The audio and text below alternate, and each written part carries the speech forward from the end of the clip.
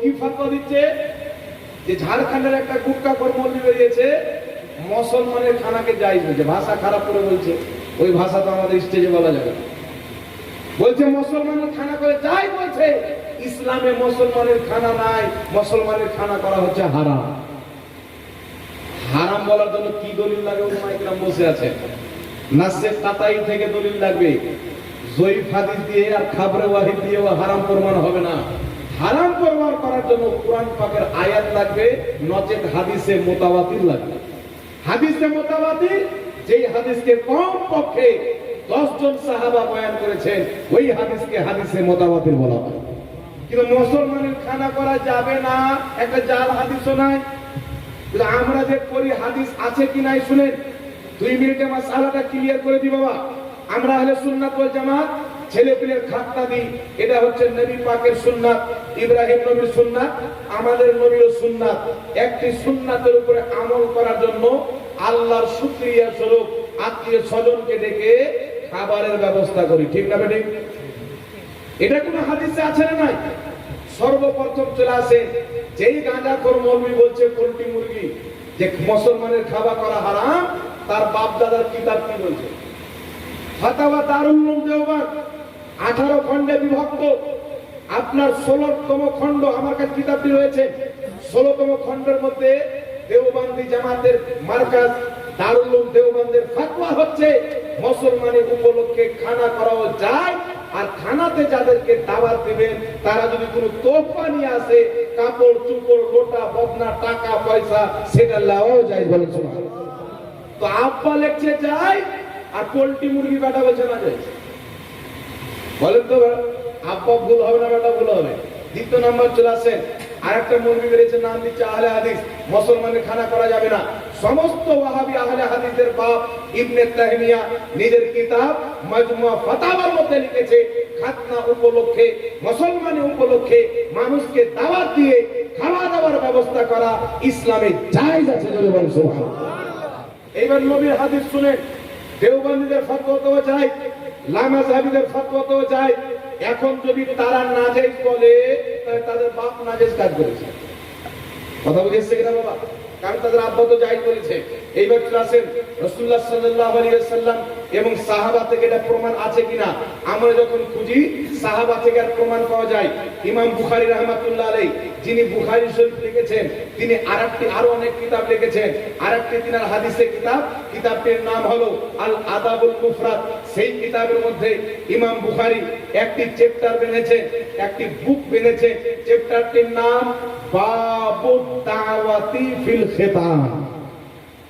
বাবু দাওয়াতি feel Khitan, খাতনার দাওয়াতের পরিচ্ছেদ, মুসলমানের ভোজ ভান্ডারের পরিচ্ছেদ। কথা বুঝেছে? মুসলমানের দাওয়াতের পরিচ্ছেদ। আর বাব হলো মুহাদ্দিসিনদের আকীদা, অর্থাৎ ইমাম বুখারীর আকীদা ছিল যে মুসলমানের উপলক্ষে খাওয়া দাওয়া করা জায়েজ আছে। মুসলমান জোরে বলেন সুবহানাল্লাহ। উনি বাপ মানে কি করেছেন? একটি হাদিস নিয়েছে, সাহাবী রাসূল আব্দুল্লাহ ইবনে উমর আর অন্য সাহাবা, কিছু সাহাবা, বাচ্চা সাহাবা খাতনা করার আদেশ দিলেন, মুসলমানি করার হুকুম দিলেন। সাথে সাথে একটা ছাগল জবাই করার হুকুম দিলেন, যে এই ছাগলটাকে জবাই করো আর মানুষজনকে দাওয়াত দিয়ে খাতনা উপলক্ষে খাওয়া দাওয়া করো। সাহাবায়ে কেরাম খাতনা উপলক্ষে খাওয়া দাওয়া করিয়েছেন, মুসলমানের উপলক্ষে খাওয়া দাওয়া করিয়েছেন। তাহলে বুঝা কি গেল?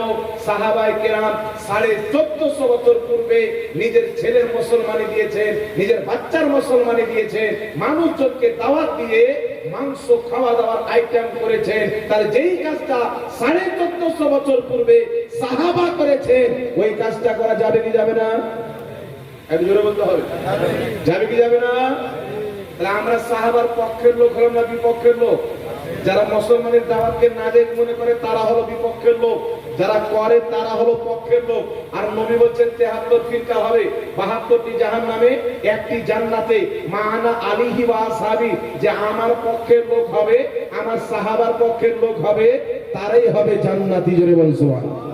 তার কারণে মুসলমান আল ফিকহু আলা মাযাহিবিল আরবা কিতাবের মধ্যে মিশরের ছাপ, চার মাযহাব হানাফি, শাফি, মালিকি, হাম্বলি চার মাযহাবের ইমাম ফতোয়া দিয়েছে মুসলমানি উপলক্ষে দাওয়াত দিয়ে খাওয়া দাওয়ার ব্যবস্থা করা জায়েজ আছে। চার মাযহাবের মধ্যে কোন ইমাম মতভেদ করেননি, জোরে বলেন সুবহানাল্লাহ। বিশ্ববিখ্যাত ইমাম নববী রাহমাতুল্লাহ আলাইহি নিজের কিতাব শারহে মুসলিমের মধ্যে লিখেছেন খাতনা উপলক্ষে দাওয়াত দেওয়া জায়েজ আছে। ইমাম ইবনে কুদামা রাহমাতুল্লাহ আলাইহি নিজের কিতাব আল মুগনির মধ্যে লিখেছেন খাতনা উপলক্ষে দাওয়াত দেওয়া মুস্তাহাব। বিশ্ববিখ্যাত ইমামগণ নিজের কিতাবে মুসলমানি উপলক্ষে দাওয়াত দেওয়াকে জায়েজ বলেছেন, সওয়াবের কাজ বলেছেন, বলেন সুবহানাল্লাহ। তাহলে আমরা হাদিস মানবো না এই জাল মুক্তিদের কথা মানবো? বুঝতে পারেন? আমরা হাদিস মানবো না এই গাঁজা করতে ফতোয়া মানবো? তাই যে যত বেশি ফাড়ফাড় করে দেখবেন যে হাড়িতে মাল কম থাকে বাজে বেশি, এরকম হয় না? তো আর কম মাল বাজে বেশি খাতাম মারে স্টেজে, কিন্তু ওদের ইতিহাস যখন করবে, আমি নিজে তার মাদ্রাসা থেকে 3 কিলোমিটার দূরে যার সাথে গিয়েছি, ওর গ্রামের লোক বলছে ও মাদ্রাসাতে আম্মা পড়া পড়ায় আর কোরআন পাক পড়ায়, বুখারী মুসলিম আর বাপও পড়াতে পারবে না, আর কোনো কিতাব পড়াতে জানে না। তো আমাদের দেশে একটা মহিলা কোরআন শরীফ পড়তে জানে কি জানে না? তাহলে কোরআন শরীফ পড়ে যদি ফাতোয়া মারে তাহলে ভুলভাল হবে কি হবে না? ফাতোয়া দেওয়ার জন্য এমন এমন কিতাব পড়তে হয় যেইগুলো কিতাবের নাম এই মৌলবীগুলো পড়তে পারবে না, ওই কিতাবের নাম পড়তে পারবে না। নারহার বিতে লেখা যেই ব্যক্তি ফাতোয়ার কিতাবের নাম পড়তে পারবে না, ওই ব্যক্তি যদি ফাতোয়া দেয় উম্মতকে জাহান্নামে নিয়ে যাবে কি যাবে না? একটু জোরে বলেন, যাবে কি যাবে না? এবার চলে আসলেন বিরাদর ইসলাম, কয়েকটি জঘন্যতম ফাতোয়া দেওয়া হয়েছে। আজকে আপনাদের সম্মুখে ওই বিষয়গুলো পরিষ্কার করতে চাই। একটি ফাতোয়া দেওয়া হয়েছে, কি ফাতোয়া দেওয়া হচ্ছে, আমরা আহলে সুন্নাত ওয়াল জামাত মানুষ যখন মারা যায় মৃত্যু ব্যক্তির নামে 4 দিনে 40 দিনে জাহরণ 40টা করি কি করি না? জি আপনারা করেন? এখন কিছু ডিজিটাল মৌলবী হয়ে গেছে, বলছে মৃত্যু ব্যক্তির নামে খাওয়া দাওয়া করা হারাম। একটা বাংলাদেশের মৌলবী বলছে শুয়ার চাইতেও হারাম, আর ওর গ্রামে আরেকটা মৌলবী আছে ওকে ধরে বলছে আবে তুই তো খেয়েছিস।